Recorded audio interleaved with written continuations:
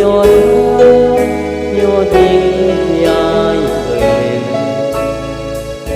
จึงเลือกไว้เป็นราชินีครอบครองดวงมาฟังนะฟังนะฟังนะจองใจเกิดมาชาติใด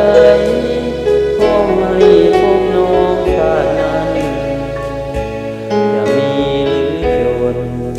สร้างเกิดบ่เห็นสำคัญขอให้ได้อยู่เพียงคนตราบชั่วชีวันเท่านั้นก็พอ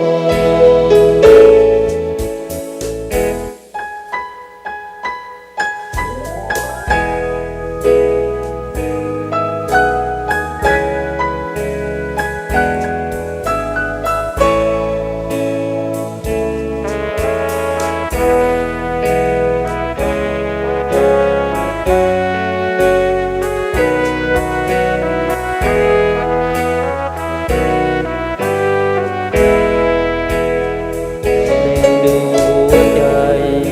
อายดูว่ามีใครอยู่นอกจากโยน